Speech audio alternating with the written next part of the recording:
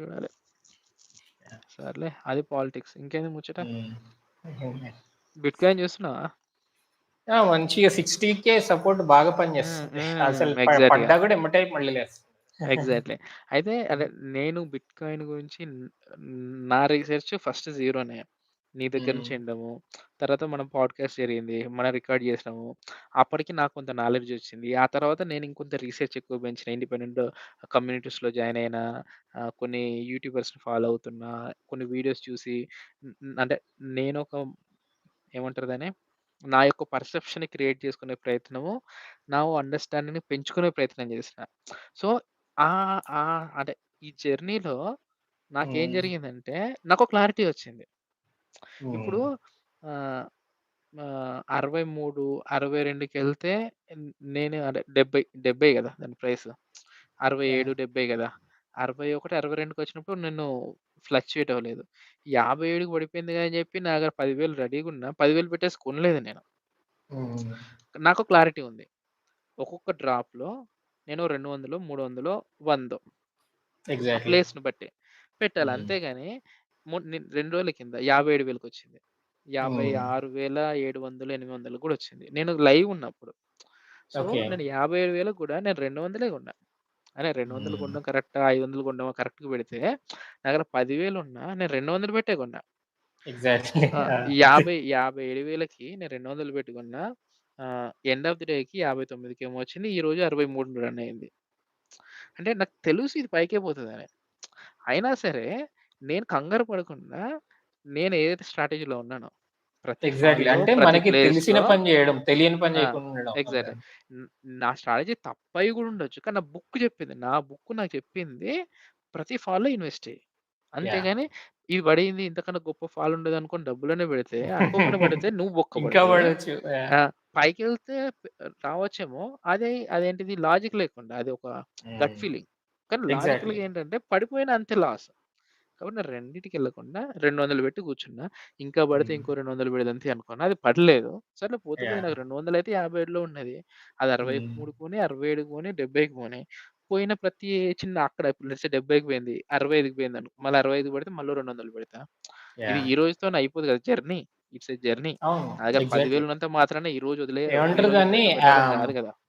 Up side averaging అంటారు బేసిక్‌గా. అది ఆ! పైకెళ్ళే ఎగ్ కొద్దీ యావరేజింగ్ చేసుకుంటూ నువ్వు ఆ! పెట్టుకుంటూ కిందకెళ్ళినా అదే పని. అంతే. డౌన్ సైడ్ నాకు, యావరేజింగ్. నాకు బిట్‌కాయిన్ లేదంటే కంపెనీ వాటెవర్ ఇట్ ఈస్ టెర్మినాలజీలో యాహ్! నమ్మకం ఉంది. అవును. క్లారిటీ వచ్చింది. సో, దాని యొక్క ప్రాముఖ్యత తెలిసింది. దాని యొక్క స్ట్రెంత్ తెలిసింది. తర్వాత యాహ్! ఈటీఎఫ్స్ దానికి ఎట్లా సపోర్ట్ చేస్తున్నాయి. బ్లాక్‌లకి ఇవన్నీ ఎందుకొచ్చినాయి, ఎట్లున్నాయి, ఇంకెంత స్ట్రెంత్ ఉందో తెలిసింది. తర్వాత దానివల్ల బిట్‌కాయిన్ జనరేషన్‌వి ఎంత సో, ఇవన్నీ నాకు కొంత అర్థమైంది. అంటే బిట్‌కాయిన్ అనేది యాహ్! 100% అంటే నాకు 20, 30% తెలిసింది. సో, నాకు హ్మ్. కొంచెం క్లియర్‌గా చూడగలిగిన. నేను చాలా మంది వీడియోస్ విన్నా, అనాలజీ విన్నా. హాల్వింగ్ అంటే హ్మ్. ఏంటి? హావింగ్ ద్వారా ఏం జరుగుతది అని మొత్తం రీసెర్చ్ చేసా. దానివల్ల ఒక 10 మంది వీడియోస్ కూడా హావింగ్ గురించి మాట్లాడిన వాళ్ళవి.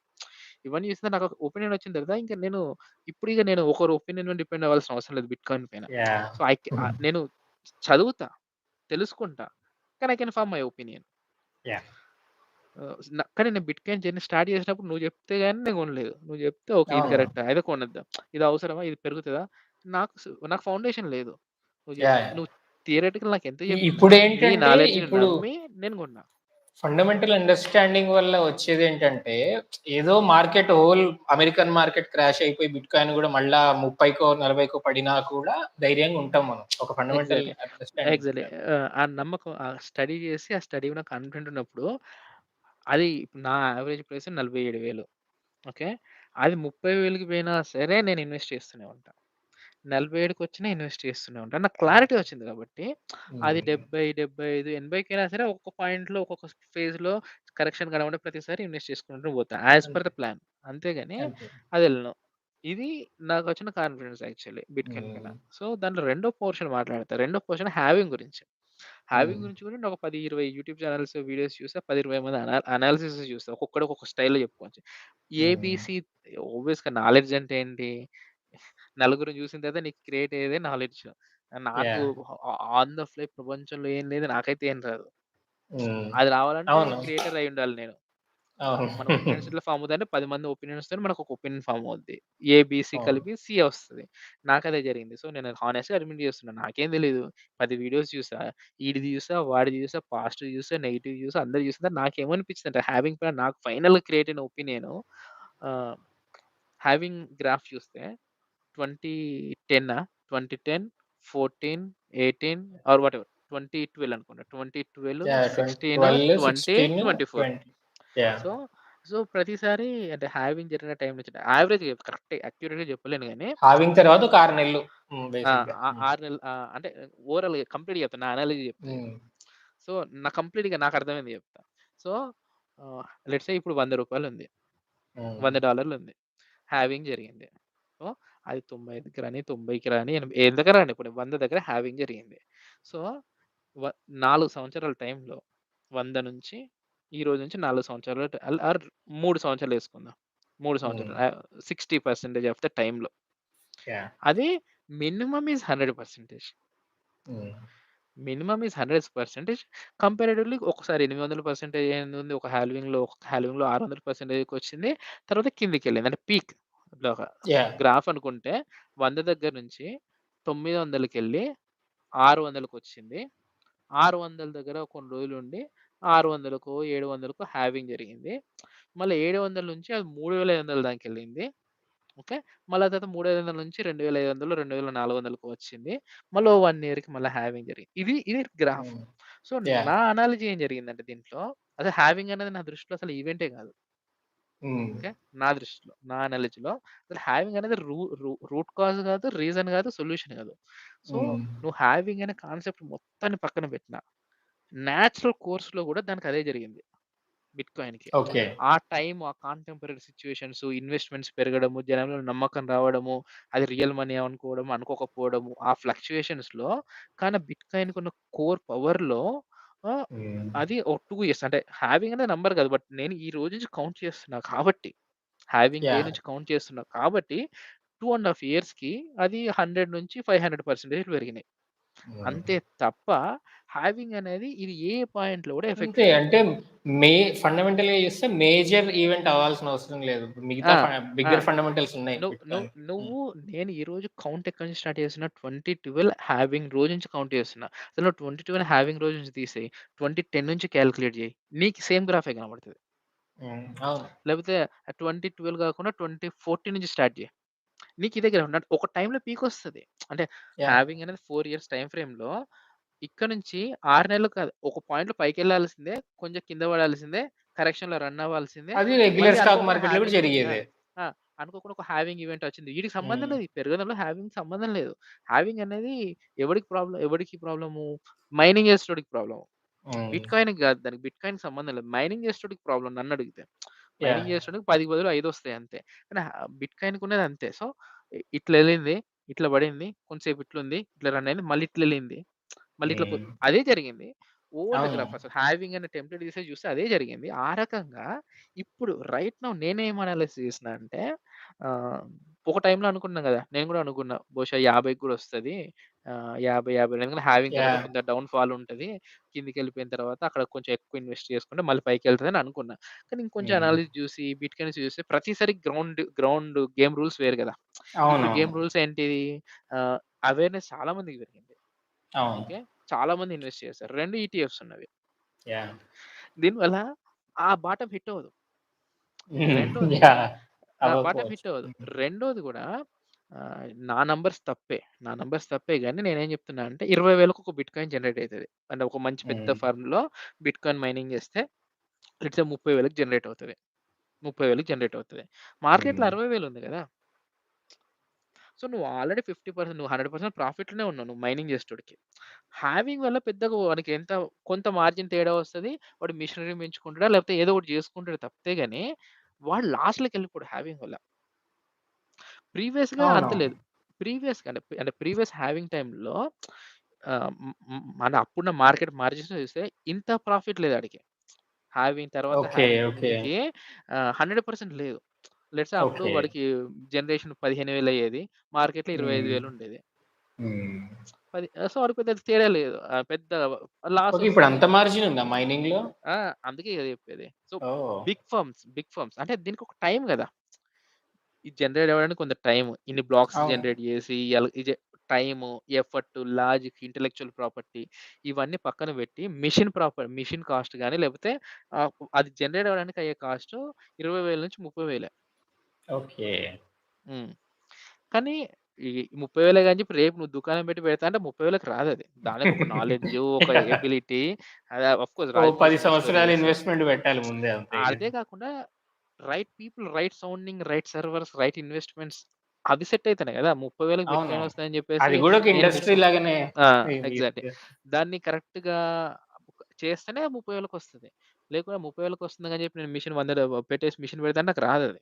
అలానే హ్మ్. 30,000కి జనరేట్ అవుతది. కాబట్టి ఆడికి యాహ్! మార్జిన్ రేషియోలో ఇది నేను ఎక్కడి నుంచి విన్నా అంటే ఆహ్ ఏదో బిట్‌కాయిన్ మైనింగ్ చేసే కంపెనీస్ పబ్లిక్ లిస్టింగ్ అనేవి ఉన్నాయి గదా! సో, నేను ఓకే. మొన్న రోజు నాకు థాట్ వచ్చిందన్నట్టు. సో, బిట్‌కాయినే గాకుండా బిట్‌కాయిన్ మైనింగ్ చేసే వాళ్ళలో కూడా ఇన్వెస్ట్ పెడితే బిట్‌కాయిన్ గ్రోస్ వీళ్ళు కూడా పెరుగుతారు గదా! అని చెప్పేసి అవును. కొంచెం మంది రీసెర్చ్ చేసి కొన్ని కంపెనీ తీసేసి వాళ్ళని నా పోర్ట్‌ఫోలియో అనేది వాళ్ళ గురించి రీసెర్చ్ చదవడం మొదలుపెడితే సేమ్ హ్మ్. క్వెషన్ ఒక కంపెనీ అడిగినన్నట్టు. హావింగ్ చేస్తే ఇప్పుడు మీకు 10 బిట్‌కాయిన్స్ వచ్చేటి ఐదే వస్తాయి గదా!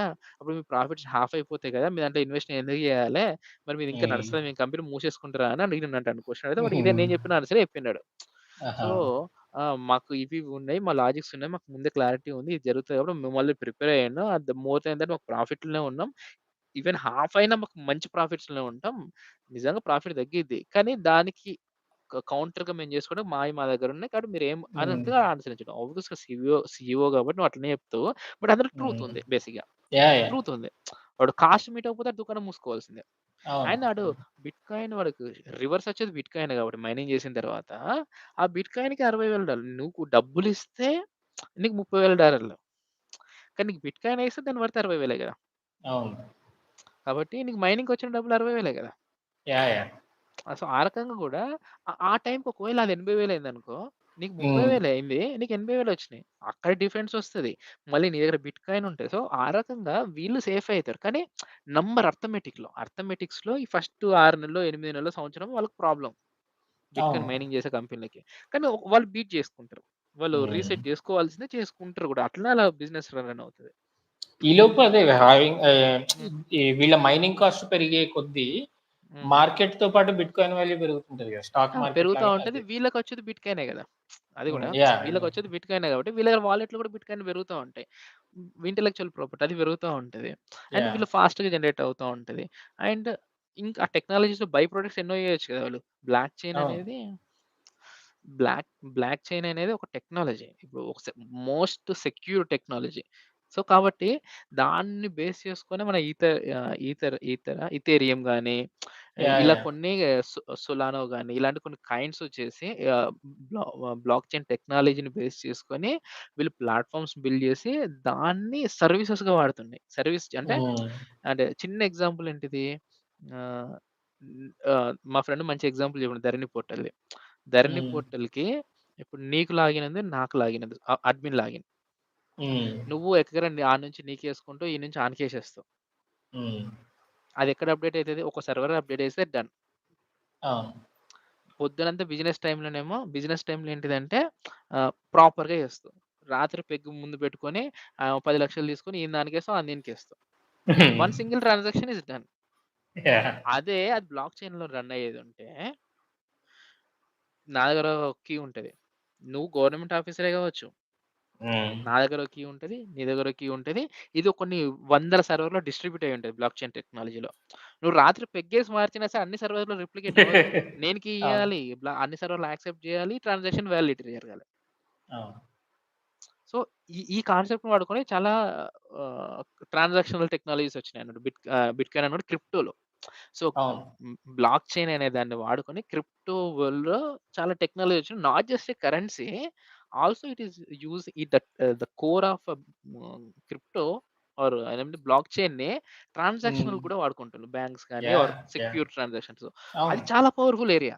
ఆ అవును. రకంగా ఈ ఏరియాలో చాలా దమ్ముంది. అదే చెప్తున్నా కదా! యాహ్! అలానే బై ప్రొడక్ట్స్ చాలా ఉన్నాయి. వాడు ఈథీరియం మైనింగ్ జేసుకోవచ్చు. ఏదో చేస్తాడు. సో, వాడు ఊరికే బిట్‌కాయిన్ మైనింగ్ చేస్తే డబ్బులొచ్చినాయి అలా కాదు. వాడికి బై ప్రొడక్ట్స్ చాలా ఉంటాయి. అవును. ఇలాంటి వాటిని. వాడు ఒక సర్వర్ డెడికేటెడ్ పెట్టుకొని, ఒక రీసెర్చ్ టీమ్ పెట్టుకొని ఇందులో చాలా ఆహ్, ట్రాన్సాక్షన్ పరంగా కూడా ఆ! చాలా ఇది ట్రాన్సాక్షన్ ఫీ ఇన్నోవేషన్స్ వచ్చినాయి. వస్తది. స్మార్ట్ కాంట్రాక్ట్స్ అని సంథింగ్ చాలా వచ్చినాయి. ఎగ్జాక్ట్‌లీ. అదే చెప్తున్నా. అంటే నాకు తెలిసింది 5, 10% but it's a big thing. So, ఆళ్ళకి మనకి ఇక్కడి నుంచి ఇంత తెలిస్తే వాడు రోజు మైనింగ్ చేస్తుడు. వాడికి 100 ఆప్షన్స్ ఉంటాయి. వాడు యాహ్! మనకంటే విజన్ ఎక్కువ ఉంటది. కాబట్టి దే ఆర్ ఫస్ట్ హ్యాండర్స్ కాబట్టి. బిట్‌కాయిన్ జనరేట్ అవును. చేసే ఫస్ట్ హ్యాండర్స్ కాబట్టి నాకదే అనిపించింది. సో, ఇంకా వెనక్కెళ్ళే స్టోరీ. అందుకు నువ్వన్న 60 ప్రతిసారి టచ్ అయ్యేదంటే ఎక్కడో మార్కెట్‌లో ఉన్న ఈటీఎఫ్సే అనుకో.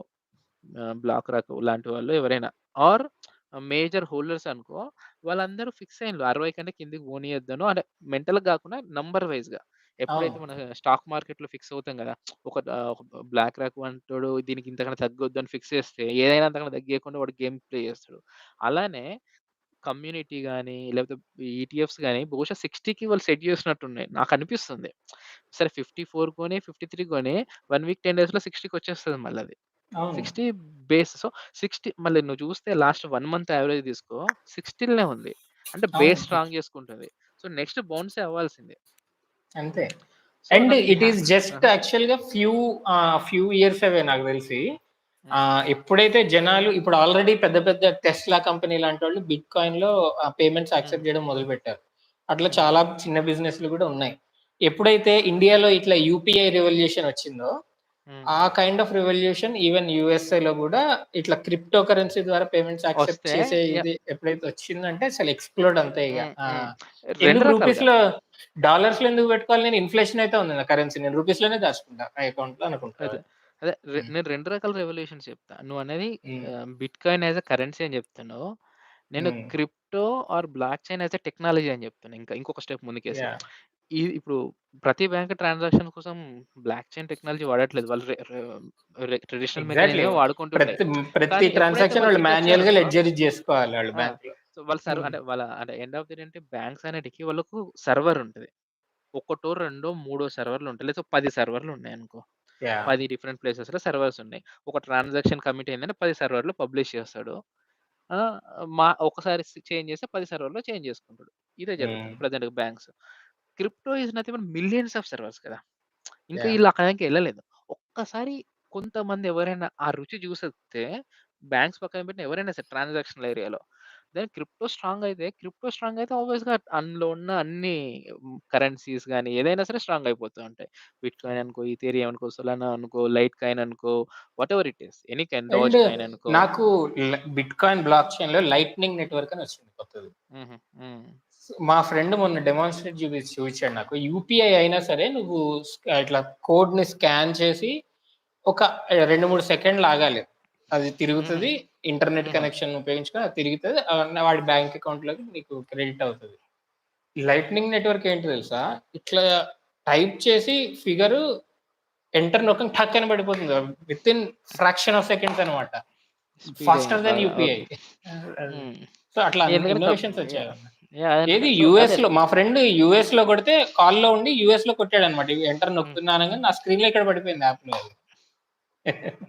So fast.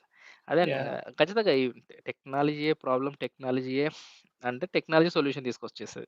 Yeah! Problem technology అన్నప్పుడు టెక్నాలజీ సొల్యూషన్ తీసుకొస్తది డెఫినిట్‌గా. రియల్ వరల్డ్ ప్రాబ్లమ్‌ని టెక్నాలజీ ఎంత ఫాస్ట్‌గా సాల్వ్ చేస్తదనేది డిఫరెంట్ గానీ, టెక్నాలజీలో ఉన్న ప్రాబ్లమ్ ఉందా టెక్నాలజీ సాల్వ్ చేసుకుంటది. ఇట్ అంతే. ఈ ఇట్‌సెల్ఫ్ ఇన్ని హీల్స్. సంవత్సరాలు హ్మ్. బిట్‌కాయిన్ అదే ఆపిందన్నమాట. డైరెక్ట్ హ్మ్. ట్రాన్సాక్షన్స్ చేయలేకుండా ఏంటంటే, నీ వాలెట్‌లోంచి నా వాలెట్‌లోకి, హ్మ్. ఆ వాలెట్‌లో అన్ని బోలెడంత హ్మ్. బార్‌కోడ్ లాగా డిజిట్స్ ఉంటాయి. అది కాపీ హ్మ్. పేస్ట్ చేయాలి. ఈ ఏదో ఇదంతా సో గూడా హ్మ్. స్కిప్ అయితుంది ఇప్పుడంతా బేసిక్‌గా. కరెక్ట్. ఎగ్జాక్ట్‌గా. నేను ఎప్పుడు చేయలేదు గానీ, నేను ఊరికే హ్మ్. నా వాలెట్‌లో క్లిక్ కొడితే, పే అని హ్మ్. కొడితే, ఊరికే వాలెట్ ట్రాన్స్‌ఫర్స్ పే అని కొడితే, నాకక్కడ ఆప్షన్ అడుగుతది. నీ నీ యూజర్ ఐడీనో వాటెవర్ నీ కోడ్ ఇస్తే సరిపోతది ట్రాన్సాక్షన్ చేస్తా అని. నీ యూజర్ ఐడీనో ఏదో ఉంటదంట కదా! వాటెవర్. యాహ్! నేను ఎప్పుడు ట్రై యాహ్! చేయలేదు. ట్రాన్సాక్షన్ ఎప్పుడు చేయలేదు గానీ, అది కొడితే నీకు ట్రాన్స్‌ఫర్ అయితదంట. ఓహ్! విచ్ ఈస్ హ్మ్. వెల్ అండ్ గుడ్ అనుకున్నా. మేబీ ట్రై చేయాలేమో ఎప్పుడైనా నేను గూడా అసలు యాహ్! ట్రాన్సాక్షన్ ఎట్లా జరుగుతదని చెప్పేసి. బట్ హుహు. హ్మ్. Which is good. నాకు 2 వాలెట్స్ ఉన్నాయి. ఒకటి కాయిన్ బేస్, ఒకటి రాబిన్‌హుడ్‌లో. బహుశా ఇటు నుంచి ఓకే. అటు, అటు నుంచి ఇటు ఒకసారి ట్రై చేసి చూస్తా ఒకసారి. ఇటు నుంచి ఒక మేబీ హ్మ్. 1 సతోషినో, 2 సతోషిస్ వాటెవర్. యాహ్! ఇక్కడ అక్కడ యూఐడీ యూజర్ ఐడీ తీసుకొని అటు ట్రాన్స్‌ఫర్ చేసి చూస్తే అయితదో చెక్ అవును. చేసుకొని అయితే చేయొచ్చు నేను. హ్మ్. నెమ్మదిగా ఈ మరి హార్డ్ వాలెట్ ఏదన్నా చూడు. ఈ ఆన్‌లైన్‌వి మేబీ అక్కడ గాకుండా. నా hmm. As my investment grows right అప్పుడు ట్రై చేస్తా. హ్మ్. ఊరికింకా ఈ రీసెర్చ్ బట్టి ఇంకొక పాయింట్ ఏం చెప్పాలనుకున్నా అంటే ఆహ్, దీన్ని అప్పట్లో అంటే నాకు స్టార్టింగ్ టైమ్‌లో బిట్‌కాయిన్ తెలిసి తెలియని టైంలో లేదా రీసెర్చ్ స్టార్ట్ చేసిన టైంలో అందరిలాగే నాకు ఉంది. అంటే సరే ఏదో ఒకటి చేసి ఒక 10,000 పెడతా. ఓకే. 10,000 హ్మ్. పెట్టినంటే 10 సంవత్సరాలు బిట్‌కాయిన్‌కున్న చరిష్మా ఊదరగొట్టడం, రీల్స్ అన్నిటి వల్ల ఓ 10 సంవత్సరాల్లో అది ఒక 1,000,000 అయితది కదా! అదో 200,000 అయితది కదా! హ్మ్. అంటే రియలిస్టిక్ గాదు నేను. డ్రీమ్. అందరికి డ్రీమ్ ఉంటది గదా! రూ. 100 పెడితే లాటరీ తీసిన వెంటనే కోటీశ్వరుడు యాహ్! గావాలని జెప్పేసి. సో, అవును. ఎలా పాసిబుల్ గాదు. బట్ బిట్‌కాయిన్‌ల అందరూ గొప్పగా చెప్తుండంటే 1000 పెట్టిండంటే నాకు కోటీశ్వరుడిని అయితా గదా! అనే మైండ్ సెట్‌తో స్టార్ట్ చేశా. As I go deeper right నా ఎక్స్‌పెక్టేషన్ అది గాదు. హ్మ్. అంటే రియాలిటీలో రియాలిటీలో మాట్లాడుకుంటే 10,000 పెడితే అది 20,000 అవ్వాలి. అదే దాని స్కేల్. అంతే. అంతే. 10,000 పెడితే నాకు 1,00,000 ఇవ్వడం గాదు దాని స్కేలు. హ్మ్. సక్సెస్ అంటే అంతే. సో, అంతే. అది బేసిక్‌గా ఆ! అంతకంటే ఎక్కువ అనేది నీ లక్ వల్ల, నీ ఆ! రిసర్చ్ వల్ల ఏదో జర్నీలో అవ్వచ్చు. లక్కీగా జరుగుతాయి అంతే. అదుండొచ్చు. హ్మ్. నేను అనుకోకుండా 10,000లో కొనుండొచ్చు. అది ఇప్పుడు 70,000 వచ్చినా 10,000 నుంచి 70,000 కన్నా సరే 50,000, 60,000 కదా ప్రాఫిట్. అంతే. ఇప్పుడు కానీ బై చాన్స్ ఫర్ ఎగ్జాంపుల్ మొన్న 25 ఉన్నప్పుడు నేను నీకు జెప్పా ఇది మంచిగా ఆ! ఇది ఆ! అవ్వబోతుంది ఆ! కరెక్ట్. రెడీగుండని. ఎగ్జాక్ట్‌లీ. నువ్వు అప్పుడే ఫర్ ఎగ్జాంపుల్ 10 పెట్టుంటే ఇప్పుడు అది 30 అయిపోయేది. అది కరెక్ట్. అట్లా ఆ! లక్ అదే జరగొచ్చు అంతే. అదే హ్మ్. అదే రియలిస్టిక్ గాని 1,000,000 హ్మ్. కాదు. అవునవును. 1,000,000 అయ్యేది కాదు. నేను యాహ్! కానీ మన డ్రీమ్స్ ఉంటాయి కదా! ఎప్పుడైతే ఇలాంటి కరెన్సీలు, ఇలాంటి హైపులింటే మనం ఎప్పుడూ లాటరీ మైండ్ సెట్టే కనెక్ట్ అవుతది. సర్లే ఒక రూపాయి ఎగ్జాక్ట్‌లీ. పెడితే రేపు పొద్దున్నకి 1,000,000 రాకపోతదా? సరే అది 100,000 వచ్చినా డిసప్పాయింట్‌మెంటే. 100,000 వచ్చిందా? 1,000,000 వస్తే బావుండు. అంటే నీ ఎఫర్ట్ లేదు, కష్టం లేదు. 100 పెడితే ఎంతైనా రావచ్చు. అందులో నుంచి అవును. నేను రియలిస్టిక్‌కొచ్చా నువ్వు అన్నట్టు. చూడు యాక్చువల్లీ కాయిన్ మార్కెట్ క్యాప్ అని ఒక వెబ్‌సైట్ ఉంటది. ఈ బిట్‌కాయిన్‌కి పెరిగిన వాల్యూ వల్ల వచ్చిన హైప్ వల్ల క్రిప్టో కరెన్సీస్‌లో చాలా వచ్చాయి. ఇట్లా సోలానా, రిపుల్ అవును. అట్లా బోలెడన్ని వచ్చాయి. అవన్నీ క్రాష్ అయిపోయాయి. మళ్ళీ లెగలేదు అవన్నీ కూడా బేసిక్‌గా అవన్నీ హ్మ్. చూసుకుంటే. ఇప్పటికి కూడా వస్తూనే ఉన్నాయి. ఇప్పుడు ఈవెన్ కొత్తగూడెం లోకల్ ఏరియాలో ఇక్కడ ఇండియాలో టైర్ 3 టౌన్‌లోయి గూడా రోజుకొకడొచ్చేసి ఈ క్రిప్టో కొనండి. ఇది పెరుగుతది. మీరు మిలియనీర్ అయిపోతారు రేపు అని జెప్పేసి అట్లా ఒక్కొక్క రోజుకో కాయిన్ ఇంట్రొడ్యూస్ చేస్తుండు ఒక్కొక్కడు. కరెక్ట్. దాన్ని ఒక పాయింట్‌లోనే సమ్ చేస్తా. అంటే హ్మ్. డెఫినిట్‌గా రీసెర్చ్ డీప్‌గా చేయాలి. వాళ్ళ గురించి మాట్లాడలేక ఎవరమైనా మనమైనా ఎవరైనా ఎందుకంటున్నా అంటే క్రిప్టో యాస్ ఎ కరెన్సీ అంటే కాదు. Crypto is a solution. Yeah! One outcome is currency. One another outcome is a block chain as a technology. One another outcome is some నెట్వర్కింగ్‌కి స్టోర్ ఆఫ్ పనికొస్తది. ఇలా వాల్యూస్ ఆ! ఆ! అనుకోవచ్చు. హ్మ్. ఇలా చాలా సొల్యూషన్స్ వస్తున్నాయి క్రిప్టో పైన. క్రిప్టోలో ఆహ్, బ్లాక్ చైన్ అనే టెక్నాలజీ పైన. సో, అది చేసి మాట్లాడుకున్నప్పుడు ఒక్కొక్కదానికి ఒక నెట్‌వర్త్ క్రియేట్ అయింది. నేను రీసెంట్‌గా మా ఫ్రెండ్ ఎవరో చెప్తే నేను ఒకటి చూసా. దాని యొక్క ప్రైస్ ఏంటంటే అంటే ఆహ్, 0 పాయింట్ తర్వాత ఒక 5, 6 సున్నాలున్నాయి. తర్వాత ఒక 5, 4, 6 ఉందన్నట్టు. దాని డాలర్స్‌లో ప్రైస్. 0 పాయింట్ హ్మ్. ఒక 5, 6 సున్నాలు తర్వాత 5, 4 ఉంది. సో, మా ఫ్రెండ్ ఇచ్చిన లాజిక్ ఏంటంటే నాకు, నువ్వు ఒక $10 పెట్టినావనుకో, నీకు 1,00,000 కాయిన్స్ ఒస్తాయి. ఎస్‌హెచ్‌వి వాటెవర్ ఎక్స్‌వైజీ కాయిన్ నేమ్. నీకు $10 అన్నది రేపు పొద్దున పోయినా సరే మ్యాటర్ లేదు. కానీ నీ కర్మగాలి. అది ఒక డాలర్ అయిందనుకో, బిజినెసే వర్కౌట్ అయ్యి. నీ దగ్గర 1,00,000 కాయిన్స్ ఉన్నాయి. ఓకే. హ్మ్. నువ్వు పెట్టింది రూ. 10 అంటే ఆశ. మనిషి ఆశ ఎట్లుంటది? అదే ఎగ్జాక్ట్‌లీ. ఒకవేళ అది ఒక డాలర్ అయ్యుంటే, ఒక డాలర్ ఎంత పెద్దదైనా కావచ్చు. కానీ నీకు $10తో పోయిందేం లేదు. ఓకే. కానీ ఆ! అట్లా చెప్తారు కన్విన్స్ డ్రీమర్స్. చేస్తారు గానీ డ్రీమర్స్. చేస్తారు గదా! నువ్వు $10 పోయిందేం లేదని నువ్వు పెడతావు. ఈ $10 ఈ నెల పెడతావు. ఒక 3, 4 మంత్స్ ఆగి పెడతావు. నువ్వు ఎట్లాగైతే $200 పెడతాను ప్రతి ఫాల్‌కి అని అన్నావో, హ్మ్. వాళ్ళట్లా హ్మ్. ప్రతి కొత్త కాయిన్ దొరకంగానే ఓకే. ఇందులో 10 పెట్టి ఆ! చూద్దాం. అందులో 10 పెట్టి పెట్టాడు. చూద్దాం. ఏదో ఒకటి దాంట్లో ఆహ్, ఏదో ఒకటి క్లిక్ అయినా అన్ బిలియనీర్ అయిపోయాం బేసిక్‌గా గదా! అన్నీ పోతాయి బేసిక్‌గా. Most of the cases research లేనప్పుడు. ఆ! కానీ ఎండ్ ఆఫ్ ది డే ఏంటంటే ఆశావాదులం గదా! హ్మ్. ఇప్పుడు ఎంత గొప్ప అమెరికాలో గూడా చాలా స్టేట్స్‌లో లాటరీ ఇండియాలో గూడా ఉండొచ్చు. Lottery is a legal thing. అంతెందుకు మా సరే స్టేట్‌లో సో, కాబట్టి మొన్న ఆశావాదులు.